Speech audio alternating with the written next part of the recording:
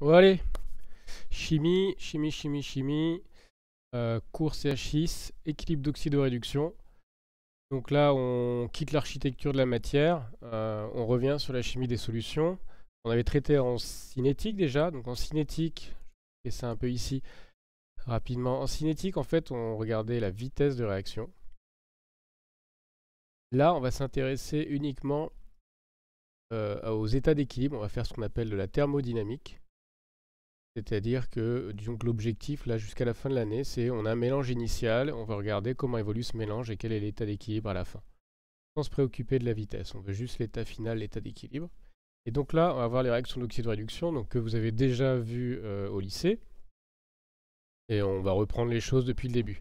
Donc dans cette première vidéo, il y en aura pour une petite dizaine à peu près, 8, 9, 10, on va voir. On va commencer par une expérience introductive que vous avez probablement déjà faite au lycée, mais ça va permettre de reprendre les bases sainement. Donc je vais vous passer cette vidéo et la commenter en même temps. Ok. Donc en fait on a un tube à essai, et dans ce tube à essai je vais introduire du fer en poudre. Voilà.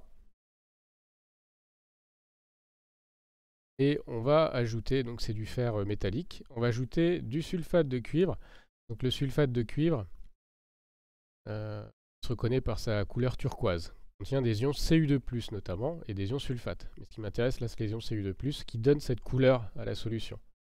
On agite le mélange pour permettre le contact. Alors là, j'ai accéléré un petit peu en fait, hein, un peu plus longtemps, à peu près 1 minute, et on voit apparaître déjà une couleur rouge, hein, à la place du gris du fer, on a du rouge. Et la solution s'est décolorée. Je vais ajouter de la soude. Alors la soude, c'est un test caractéristique en fait des ions fer. Donc, regardez ce qui se passe. Quelques gouttes de soude, étant ses gants bien sûr.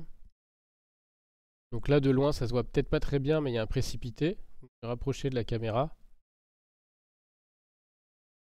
Et voilà, là on voit un précipité vert, qui est un précipité de sulfate de fer 2. Voilà.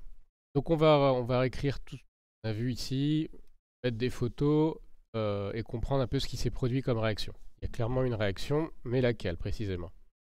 Alors allons-y. Dans le début de l'expérience, à l'état initial, voilà ce qu'on a. Donc avec ici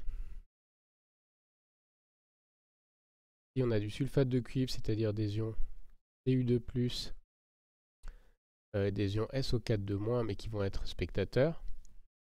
Et puis on a ici du fer solide, donc, à l'état de poudre. Donc ça c'est l'état initial.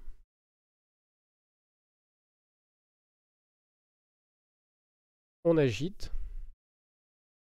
et on va obtenir dans l'état final le système dans cet état là.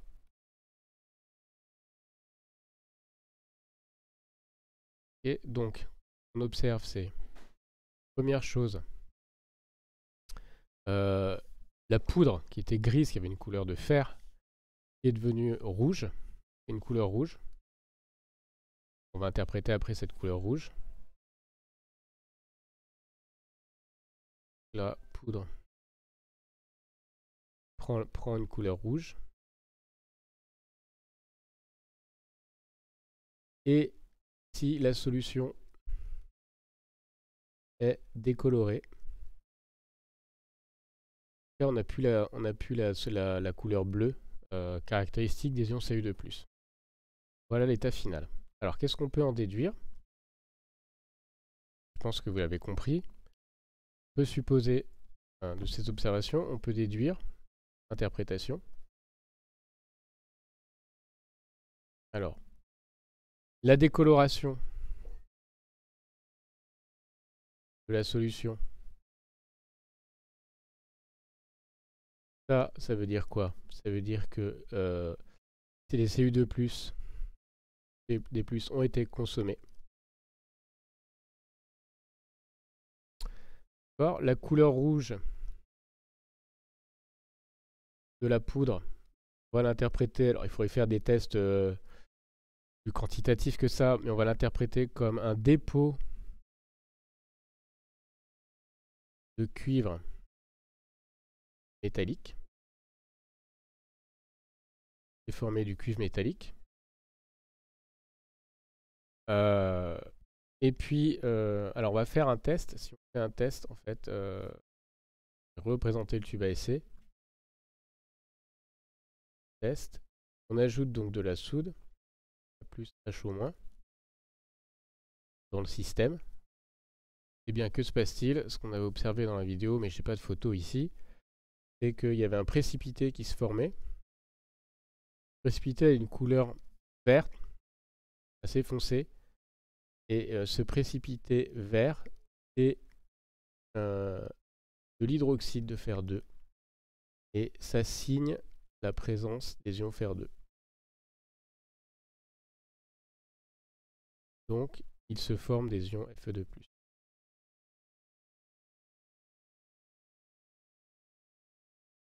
D'accord?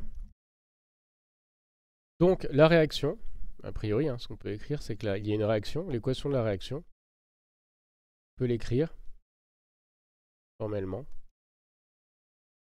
Équation de la réaction. Du fer a réagi, du fer, donc solide, a réagi avec du cuivre sous forme d'ion Cu2+, pour donner du cuivre métallique, c'est le dépôt rouge qu'on a observé, plus des ions Fe2+, qu'on a mis en évidence. Alors on n'a pas mis en évidence la disparition du fer. Alors, a priori, il ne disparaît pas entièrement. On pourrait faire des tests pour montrer que la masse a disparu. Certaines masses de fer qui a disparu. Donc voilà a priori ce qui se passe d'après cette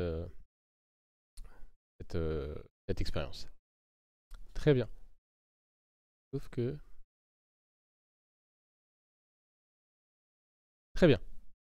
Alors, juste pour remontrer un petit peu l'expérience, un petit peu différemment, alors juste avec des images. L'expérience avec le clou en fait qu'on plonge. Alors, il faut que je le trouve.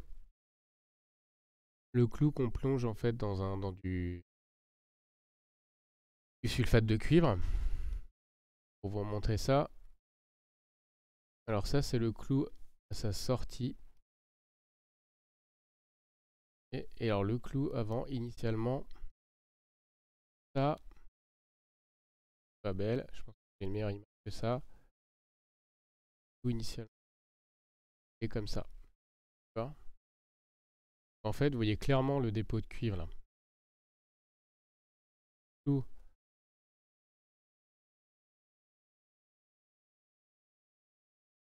Clou. Fer. Ça c'est clou après bain de pâte cuivre. Et donc il y a clairement un dépôt cuivré à sa surface. En volume, c'est encore du fer puisque ça n'a pas pu réagir, ça n'a pas été en contact avec les ions Cu2+. Très bien. Alors, cette réaction-là, c'est une réaction d'oxydoréduction. On va pouvoir définir un peu plus précisément ce que c'est. Et déjà, formellement, on va écrire ce qui se passe.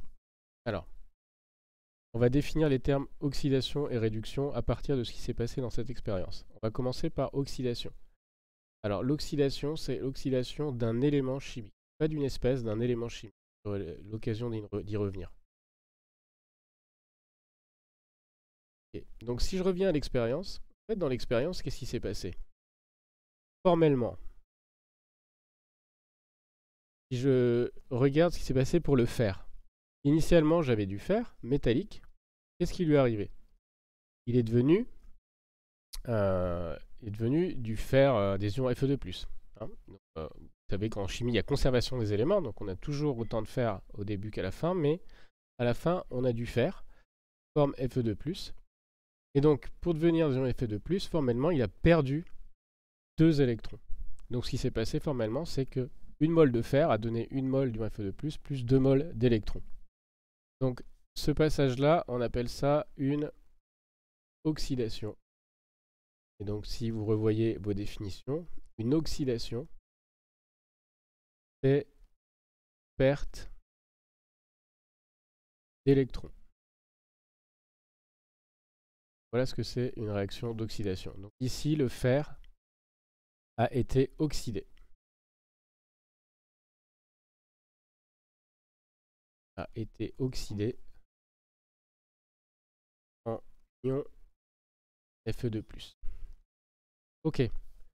On va faire la même chose pour le cuivre. Qu'est-ce qui s'est passé formellement pour le cuivre?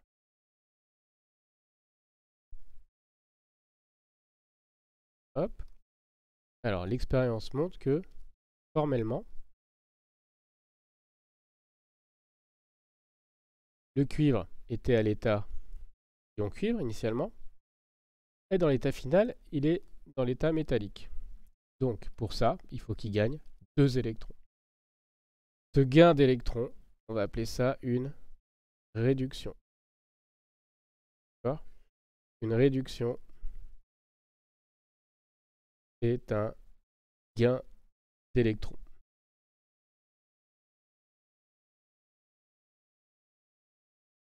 Dans l'expérience, le cuivre, dans les ions cuivre, Cu2+, ont été réduits en cuivre métallique Cu. D'accord? Et ben voilà, c'est la fin de cette première petite vidéo. Donc très brève introduction. Donc qu'est-ce qu'on a vu dans cette vidéo? Eh bien, on a fait un mélange de sulfate de cuivre et de poudre de fer. On s'est aperçu qu'à l'état final, les ions cuivre avaient disparu, s'étaient transformés en cuivre métallique, tandis que le fer métallique, lui, avait été consommé et transformé en ion Fe2+. Donc, Fe, le fer, a perdu formellement des électrons, dit qu'il a été oxydé. Une oxydation, c'est une perte d'électrons, tandis que le cuivre, lui, l'élément cuivre, formellement, a gagné des électrons. On dit qu'il a été réduit. Une réduction, c'est un gain d'électrons. Voilà, dans la prochaine vidéo, on va explorer un peu plus avant ces notions-là et redéfinir oxydation et réduction à partir d'une nouvelle notion très importante et très pratique qu'on appelle le nombre d'oxydation.